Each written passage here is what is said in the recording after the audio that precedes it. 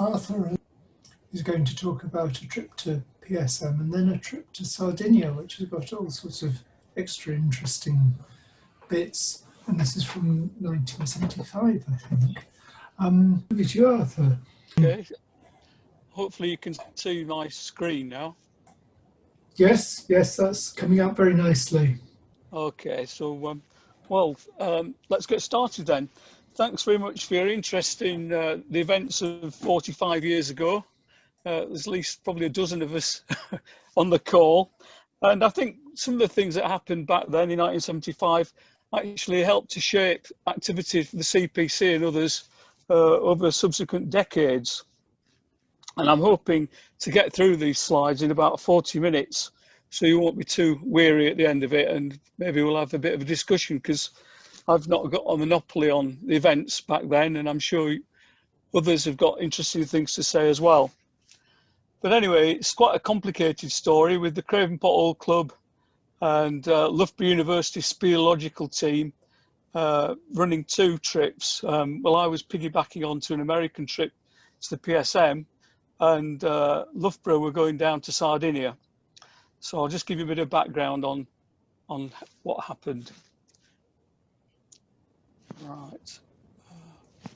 See if I can get this to work. There we are. Before the PSM, I'd been on a trip with Judson and John Worley and a few others to Garparao, Iran, looking for the world's deepest cave. We went down one pitch, and as most people know from having read the book and heard the stories, it sumped. So that was a big disappointment. We came back and thought, well, where else can we go? I know, Mossdale, that's got fantastic potential.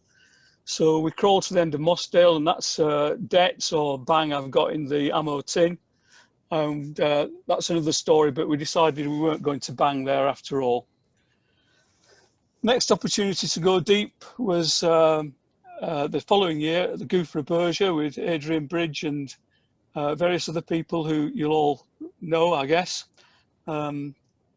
Particularly John Allenby and Pete Gray, who contributed a lot to that trip.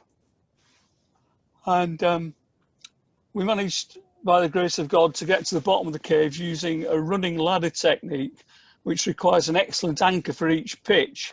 And then we had a double rope, which we left behind to haul up the ladder for the return trip, and the person going up first would self-lifeline. Anyway, it was on a wing and a prayer, but we managed it and had a fantastic time, the 5 or 6 of us that made it down to the bottom. And the following year, I was at visiting the States, family home in Tennessee, just as you might expect from the Beverly Hillbillies, if you remember that show years ago.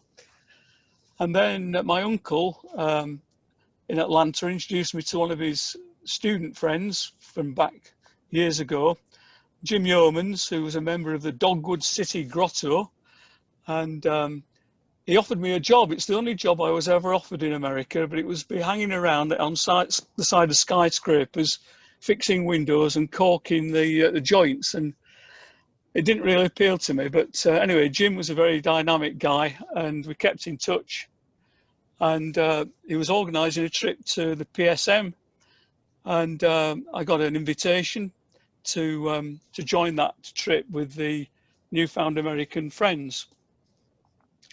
So this is what happened during that particular trip.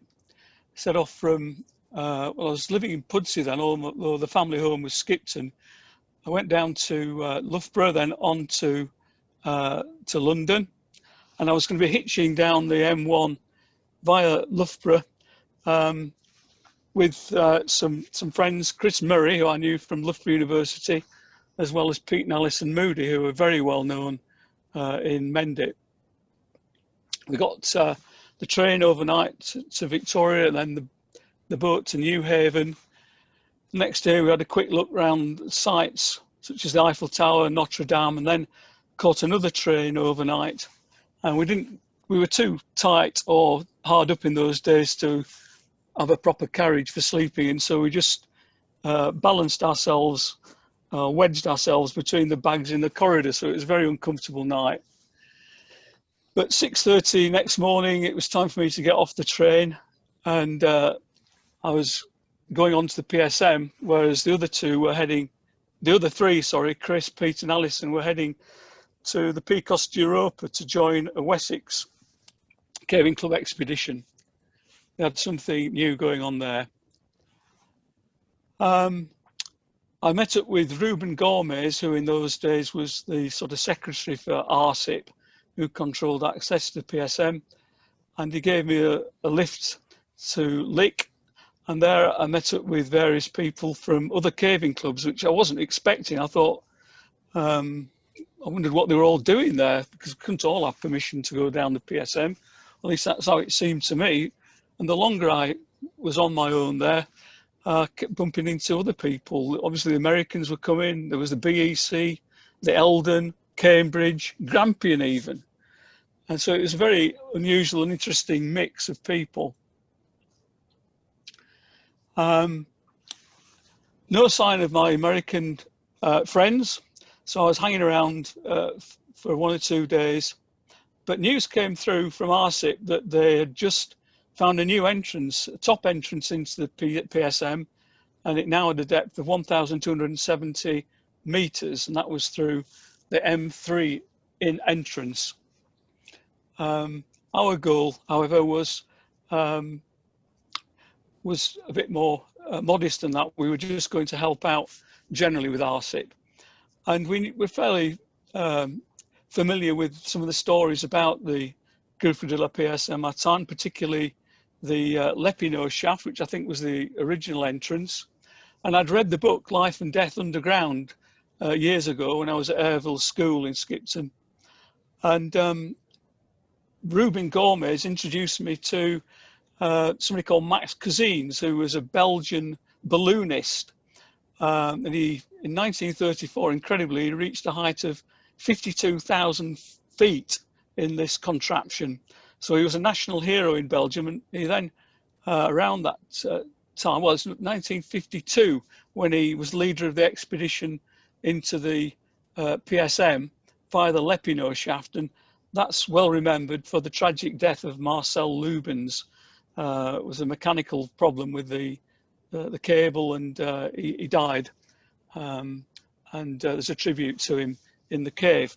Anyway, at last the Americans turned up. You can see the names of them there, and the two guys who look like Frenchmen are actually from the BEC. And the main character I want you to focus on is the cat. And we're coming back to the cat, which is just above Jim Yeoman's head. And the cat had a very significant role to play in the discovery of a top entrance to the PSM. Well, the next day we got in cars and rode up to the Pesquimou Plateau and set up camp. Well, I was amazed to find that I was the only one with a tent. I can understand the Americans sleeping out under a tarpaulin in the Appalachians in summer, but here we were in the Pyrenees at an altitude of several thousand feet, and it kept snowing and raining, and they had a really rough time of it.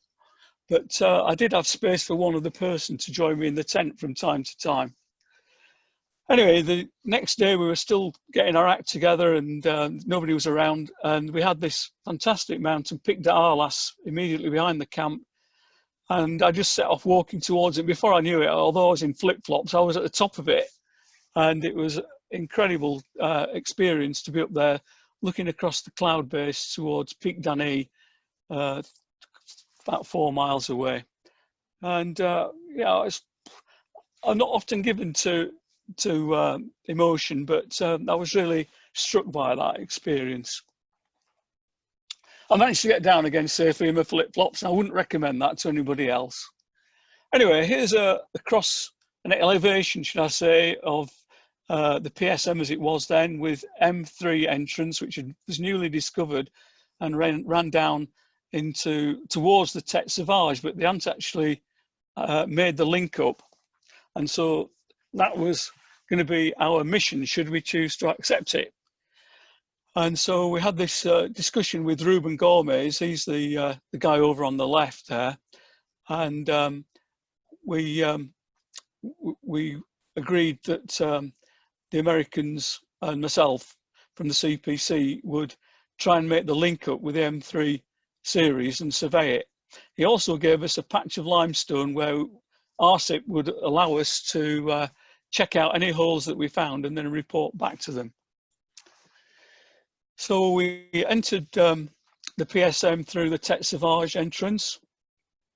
Took a while to rig it, and I don't know whether we had permission from the French, but the Americans were very keen to get a free hang of the rope on all the pitches, so we've placed several bolts, 14 hours of hard going, and emerged the next day. So here we are, this is the Tete Sauvage, and I've highlighted it in yellow. You can see a passage going off in yellow to the right, and that's the missing link between the M3 and the PSM, and it was known as about the San Sebastian passage, about 400 meters of missing link there. And so we amped down through Tete Sauvage and went up there surveying as we made progress, and sure enough we found the link point, and Ruben Gomez very thoughtfully left a bottle of champagne for us to enjoy, and so we celebrated on their behalf, and then 11 and a half hours later we settled down, and the next morning we had about 12 hours sleep overnight, and next morning we had a massive breakfast. The Americans seemed to like bacon, and then we proceeded out with our rucksacks.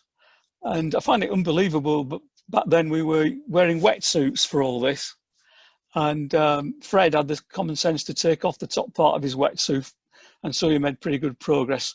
We were also using the American technique of the day, which was rappel racks and Mitchell boxes, which support you at chest level.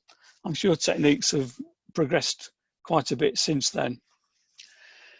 Anyway, we surfaced to the amazing news that not only was the M3 discovered only about less than a fortnight before, but while we'd been underground for a day or two, this cat had wandered off. It had been brought over from a US Army base and gone missing. And Shirley had recruited the two BEC guys, John and Graham, to help find the cat. And they found the cat by a new deep fissure, which was off the beaten track and certainly not permitted as far as Ruben and RSIP were concerned. We should report back to him immediately, and because we were off the grid that was allowed for us to explore. But cavers being cavers, the three of them had dropped a rope down, and it kept going. So there's the where the cat was discovered, and some of you I know have visited this place in subsequent expeditions, but we were the first to go down it, and the BEC lads, because they outnumbered the girl from the US Army base, decided to call it Belfry Pot, and that word in Basque language is painted onto the entrance, as you can see. But it took a big effort to go down there and survey it. But first I was ready for a walk, and here we are off across this very wild terrain, looking back to the peak I mentioned earlier, but heading towards Peak Dany. And absolutely fantastic karst landscape. The view out into another wild area, which I believe the French were exploring with very, tough nut cavers who were walking for several hours away from the plateau into wild parts of the Pyrenees. Well, next day we drove down to Molion to update Ruben and confessed that we found a big new going cave, but fortunately he was out. Jim Yeomans managed to get the key to the EDF tunnel and unlock the door, because our next objective was to do the big through trip, which the Americans have been fantasizing about for a long time. And with the Tete Sauvage already being rigged, it only took half an hour to get to the bottom. And then about 4.5 hours to get to Tunnel de Vent, It was 11 hours in total, and it was one of the best caving trips I'd ever had up until that point. I'm sure those who've done it would agree. It is a pretty amazing trip, and that's just showing the plan and elevation. So we were right under the Lepino shaft, for example, on the way down to the EDF tunnel. And I'm sure you all know the story of the EDF tunnel, how it was drilled by the electricity company for France, thinking they would use the Salverna as an underground reservoir. But something went wrong with the calculations, and it appeared halfway up the wall of the Salverna rather than at the bottom. But that created a wonderful entrance for cavers to explore, such as we've done. Now, we weren't on a photographic trip. None of us were real photographers, but I've borrowed some pictures here from the South Wales Caving Club, and I'm, giving due credit to them in this slide. But here's their picture of the Salle Suisse, just to give you a feel for the size of the place. The metro, absolutely, fantastic. Even with only 3 or 4 of us and our caving lamps, we got a pretty good impression of the vastness of the cave, and very easy to lose your way at times if you weren't concentrating. And eventually you pop out into the Salverna. There's somebody circled in red right at the bottom of the chamber. And yeah, I think there's obviously tourist potential there, because there's a very easy tunnel to get into that place. I've just circled in red again where the tunnel enters the Salverna. And you can see it there at the bottom left. And the ULSA people, as we know, Brooks brothers and others, happy wanderers, had been busy down the bottom end of the system, trying to increase the depth of the cave that way. But ironically, a cat from Germany helped us to increase the depth of the cave with minimal effort compared to what they were doing. So here we are back on the plateau near the ski resorts, and another day of rest, and then setting off to survey SC3, Sumkoi 3. And we went down a series of shafts, and I was in the first part that went down what was the final shaft, the Liberty Bell, and at the bottom there somebody noticed a Wellington boot print, and nearby an inscription made in 1967 by Ruben Gomez, whose name I keep mentioning. So we knew that we'd made a connection into the PSM, and that we've probably had increased the depth of the system overall. Some very big pitches there, and I did have a bad experience halfway down one of the biggest pitches. Stupidly, I'd only got a carbide light, and it went out. I couldn't get it restarted, and I had to tiptoe across a ledge on braille and then reconnect the rack, hoping it was the right way up, and abseiled down in the darkness. Well, I'm still here, but I look back on that and realise just how close a shave it was. Well, at the bottom of the SC3 or Belfry Pot, whatever you want to call it, there was an inlet, and slipping into Northern Caves mode, I crawled off to explore that, and then made a sketch from memory of the different features that I'd encountered. There was a sump or two, but there was also a going passage up a cascade, although it probably just loops back round into the main cave. So soon after, the 26th of August, word got out that the British and the Americans had broken the world depth record and pushed it to 1,330 meters. So that was affirming, shall we say. And ironically, things were happening over in the Picos Europa, which were soon going to dampen our spirits. You may remember that Chris, Pete and Alison had continued to the Wessex expedition. And on the 24th of August, there was a trip down the Cueva de la Vega Leoris, which was a going cave. The they'd been down it the year before on ladders, but this year Chris Murray, Pete Moody and Brian Woodward were using SRT techniques. And unlike the Americans, we were still finding our way back then on what would be the best way to do SRT. Everybody knew that you had to avoid rope abrasion and things like that, but sadly something went wrong and Chris fell only about 30 feet on a 150-foot pitch, but he landed badly, and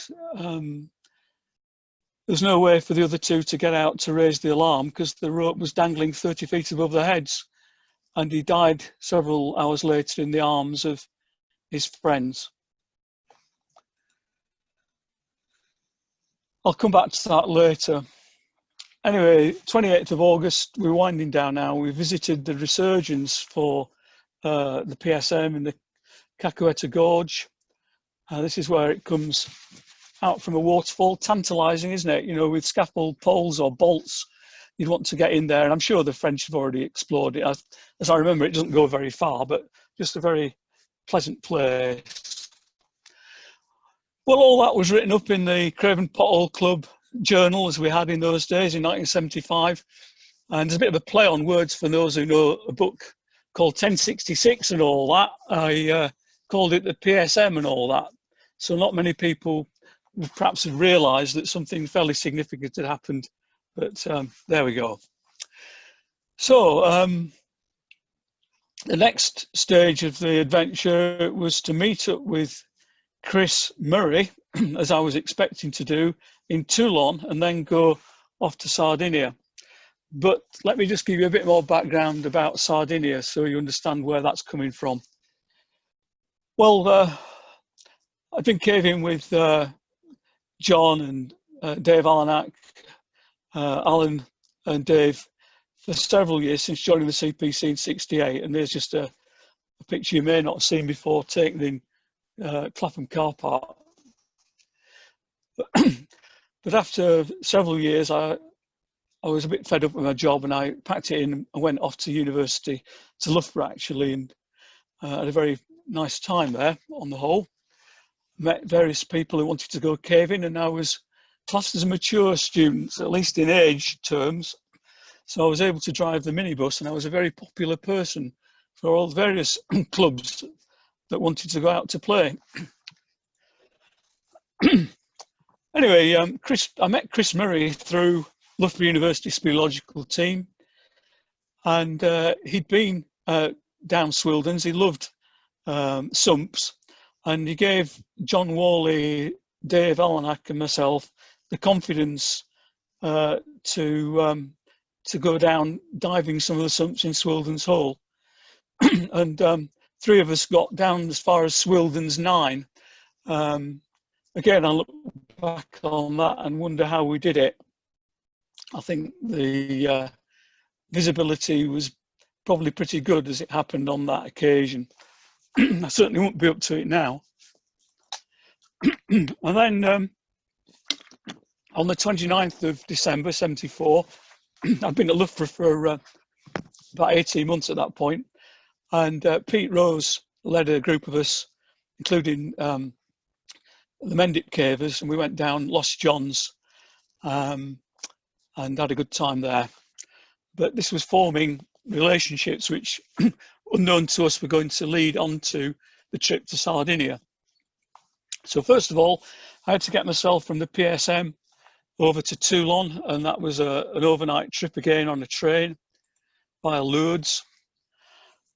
And the next morning, when I got off the train and met them at the station, I found that Mick Boroff had some devastating news for me, which I've already mentioned, because my friend and his friend, Chris Murray, had fallen to his death a week before with that accident, the SRT accident in the Pecos.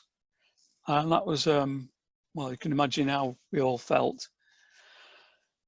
But the trip still had to go on, so we got a ferry across to Sardinia.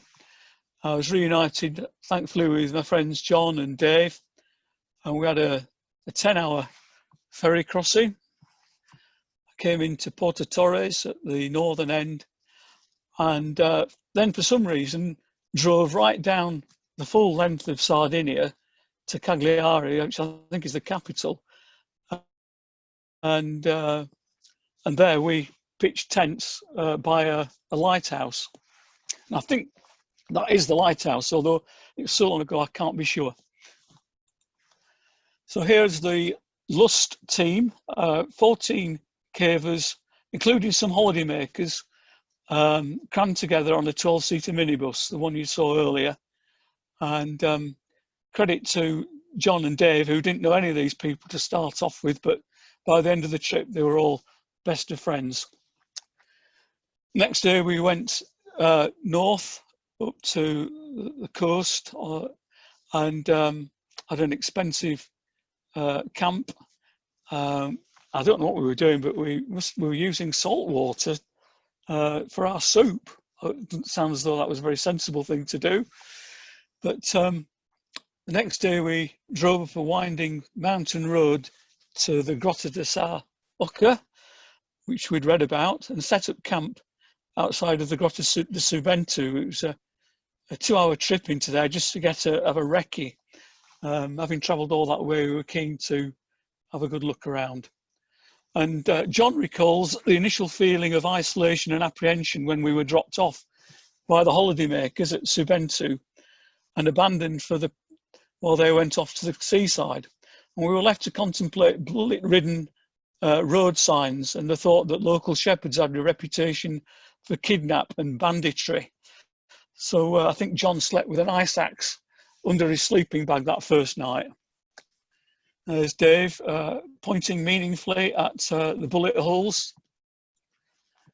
Here's the campsite set up probably 100 feet up amongst the cliffs and the rocks there, so we could keep an eye out for any bandits, any nasty bandits that were coming to get us. But that was actually at the entrance to the Subventu cave system. And this is the recce we had, just for a couple of hours, as I say. I think we went down this ramp. Sorry that not all my pictures are very good quality, but this is the best I could do. The short ladder climb, then rope climb down this ramp feature, and then into a canal passage which we managed to straddle for quite a way. Next day we actually, that doesn't look like the campsite in the hills. That looks more like the campsite by the sea. But anyway, we'll skip over that one. The next day we had a really big push down the Subventu. We had well, I've said it was 1.5 miles of swimming. It might not have been as much as that. It certainly felt like 1.5 miles, broken only by scrambling over pure white Gower dams. There's a very good picture, black and white picture in the CPC journal that year, which John took, but it's not come out very well there.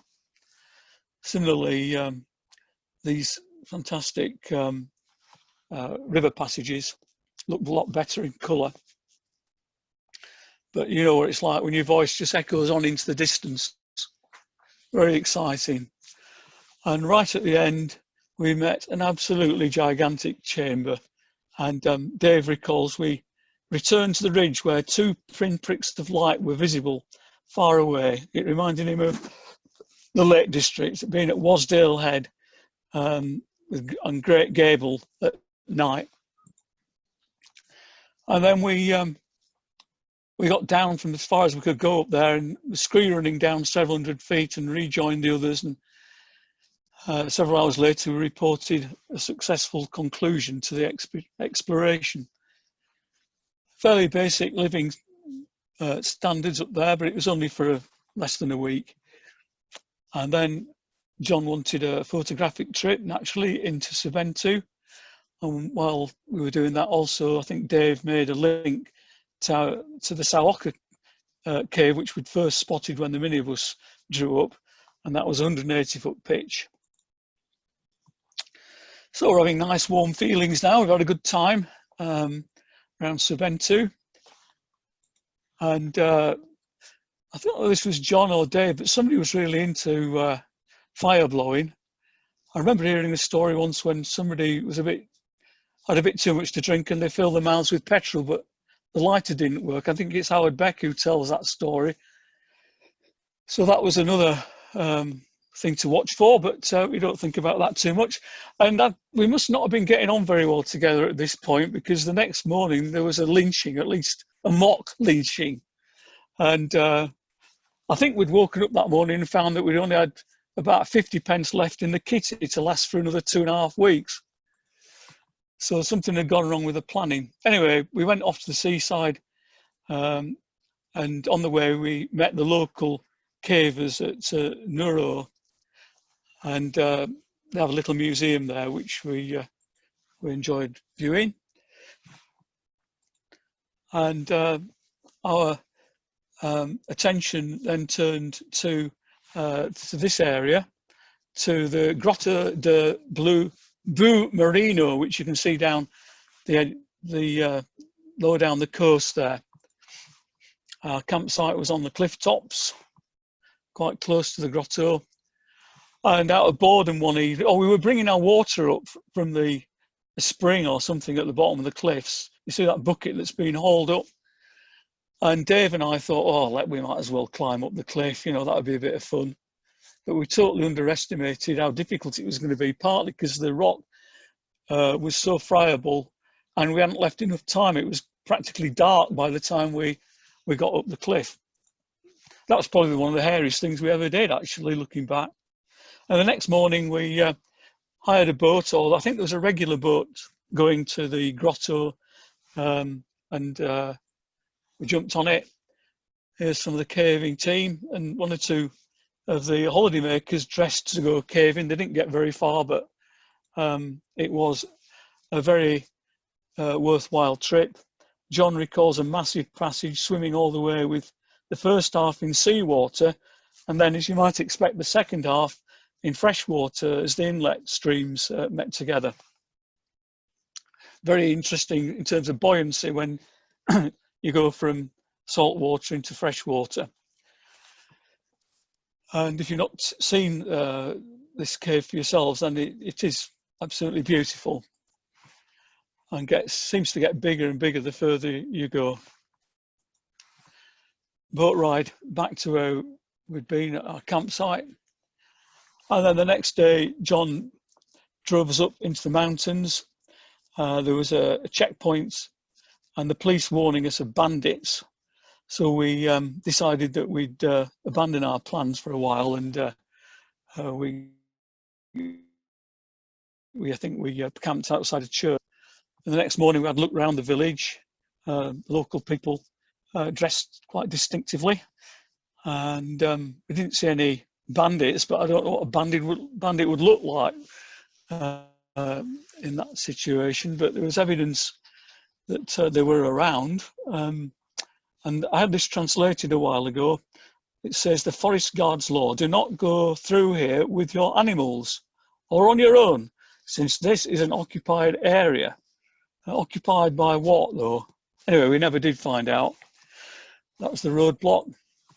And we set off walking up one of the big mountains, but again, we hadn't left enough time to do it properly, and we didn't quite get to the summit. But we were abandoned then by the minibus, so we had to hitch a lift with a local shepherd who saved the day for us. Meanwhile, back at the campsite, we made an attempt to visit the Grotto Neptune, but that was a tourist trip and we missed the last entry by about 5 minutes. So it's coming towards the end of the trip now, and heading back to Porto Torres. Not quite where the red line shows. We did have to follow the roads, but I couldn't be bothered to construct that for you, as long as you get the message. Caught the ferry back to Toulon, indulged in some of the local pleasures like ice cream, and arrived about 7:30 and then drove straight up to Grenoble. Don't ask me why we wanted to go to Grenoble. I think it was more sentimental reasons. Remember, there'd been a CPC expedition there the previous year.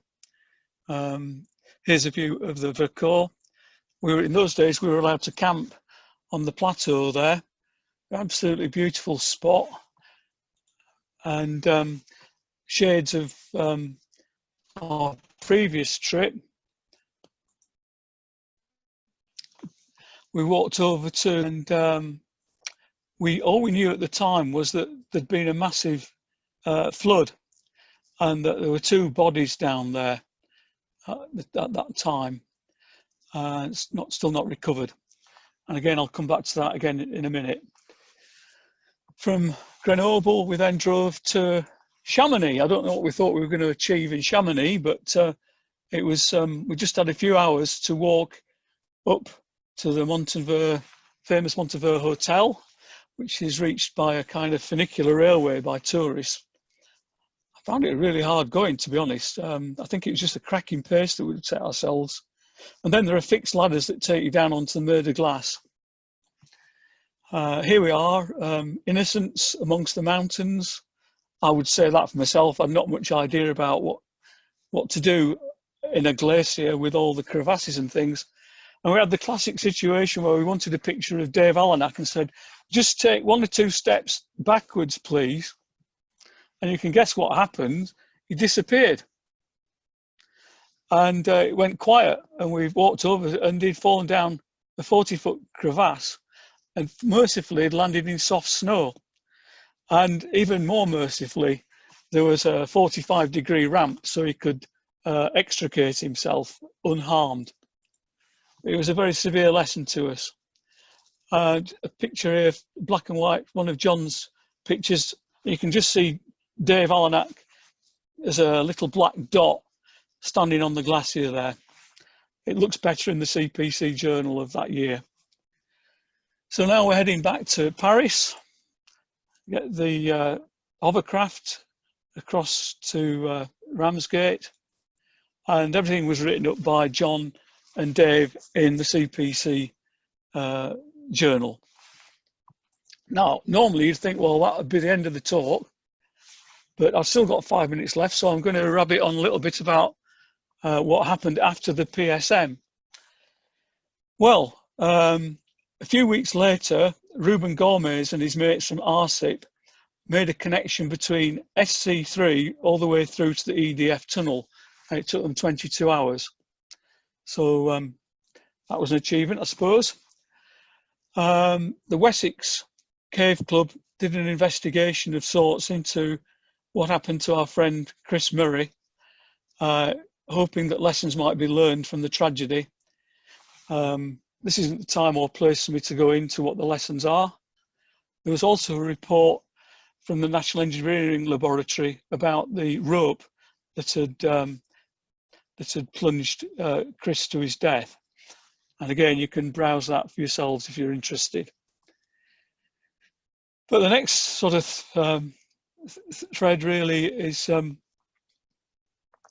do with the Los Tayos expedition, searching for the world's deepest cave.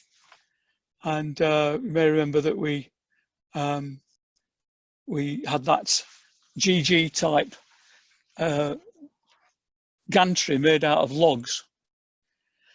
The CPC had an expedition to the PSM in 1995. I recognised Russell, and there's Mike Burtonshaw. And I'm now going to show you a short video, if it works, of their trip.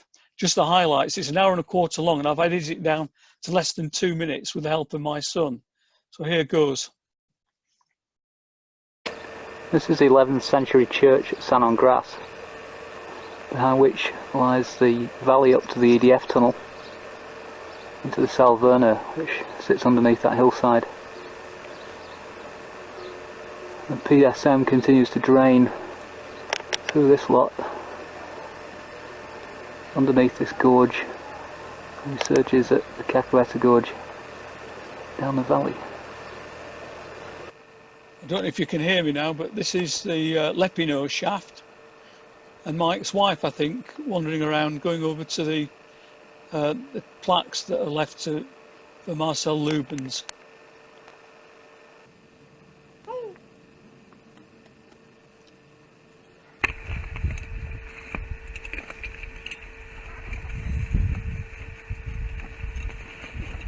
Straight below, right? Yeah, even the 100-metre ones. Apparently you don't have to bounce at the bottom. Yeah, that's it, it's bouncing. Craven just on the first clip. How far did you go down there? I just went down Okay. the pits, See you down there. Right. Then just walked up to find out how it was. Go as far as I can. Well, I can tell. You got the paddle. I've got the paddle. This is the tunnel as well.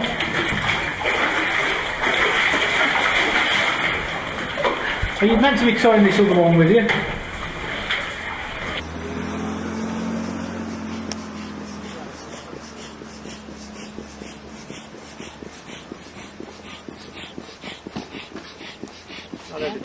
Oops.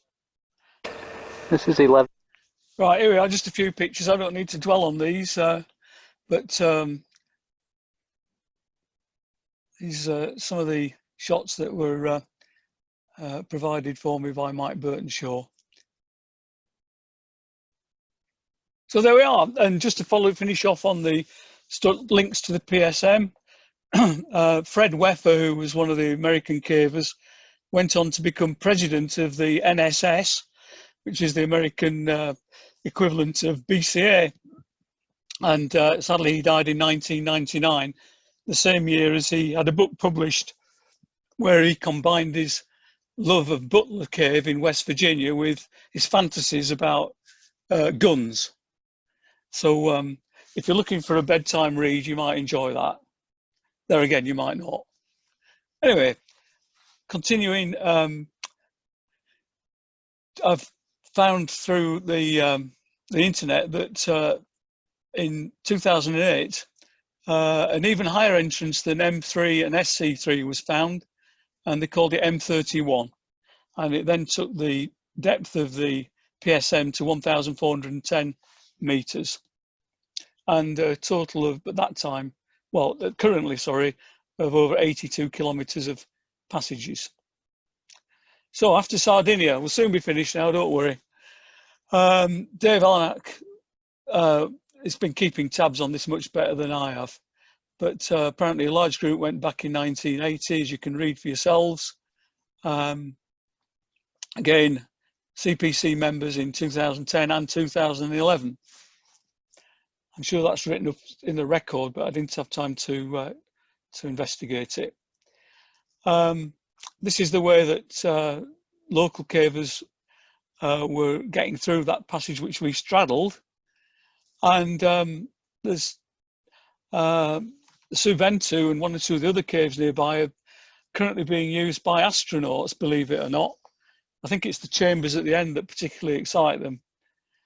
And I think one of our own astronauts, I think Tim Peake, went down there before he was blasted off to the International Space Station. And Dave put me onto this, that there is now a high-level traverse wire that goes across the lakes for non-wetsuited cavers. And the system is now over 9 miles long and still going. As far as the Gouffre Berger, it was the deepest cave in the world for at least 10 years. And then the title went to the Gouffre de la Pierre Saint-Martin. And the Berger is now ranked 28th deepest cave in the world and the 4th deepest in France. Just one other thing that came to mind when the CPC had the expedition to the Berger last year, someone noticed a big bolt on hurricane pitch, which myself and Pete Gray put in. And if you look carefully, you can see the initial CPC. And we put that bolt in because we knew that we needed a really good anchor, because remember, we were doing the running ladder technique. And it's been used ever since. And even more interestingly, Peter Wilson, who's a relatively recent member of the CPC, responded on the Facebook page to say that he remembered that bolt, and he was trapped down there with that floodwater which claimed the lives of 2 cavers. And anyway, just funny how these threads intertwine and come together again. So that brings me to the end of this this talk, which it's certainly been a sentimental journey for me, and I hope you've enjoyed it. Thank you. Thank you for that, Arthur. That was really interesting, actually, and all sorts of unexpected tying up. The astronauts, they're going down because it's a sort of for isolation. Is that why they're using it? I am not too sure. I think it may also be that the big chambers at the end are so alien to what you would normally expect. But I've not read up on it, to be honest. Somebody else.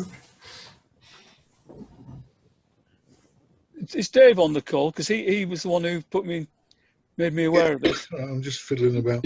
Yeah, they use it for isolation training, or they did. So they sort of send them down there, and presumably they camp underground in the big sand chambers towards the end of the old part of the cave.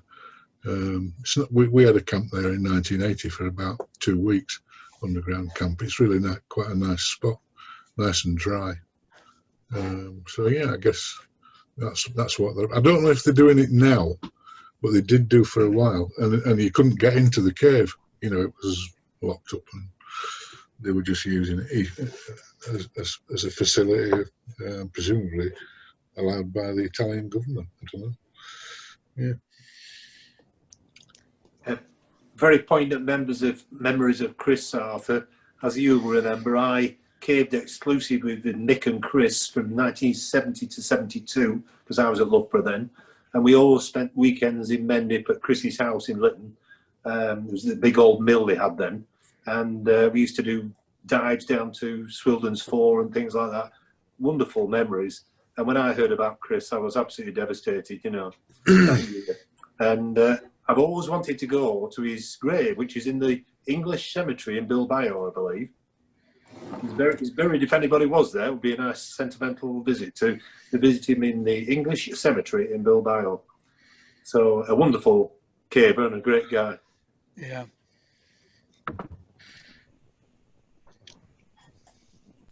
I've always felt a bit bad about not managing to get to his funeral, and I think I was penniless pretty much in those days, and the thought of hitchhiking down from Yorkshire was too much for me to bear.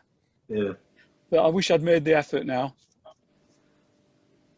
I did go back and see his mum and dad probably 5 years after he died, so a long time ago now, and they were really pleased to see me. You know, his caving friends were still caving, and you know, Chris died doing what he loved, as they said. You know, that was the one. You'll remember Brian, won't you? Do you remember him? Yeah, there we go. Yes, we do remember. Do you remember the Murrays in Lytton, Brian? Sorry? Do you remember the Murrays living in Lytton? Yeah. I remember it all happening. Yeah. Because you realise Alison Moody is our next door neighbour now. Yeah. And I remember all happening, and because it was a very traumatic experience for. They always. Do you know actually what happened to the rope? No. An abrasion incident, wasn't it? I think it was an abrasion incident. That when they'd all gone down the pitch, and they were carrying on doing quite a lot of caving below, so they were several hours away from that pitch, and there was a trickle of water going down the pitch all the time, and they reckoned it moved the rope across a very sharp flake, and during that time it abraded it to the point when Chris started going up it, it was enough to break it, and that's what they think happened. But I don't know what actually came out at inquests or anything like that. But yeah, it was very sad. And of course, rope technology's moved on such a lot, as well as SRT technology, hasn't it? You know. Yeah. So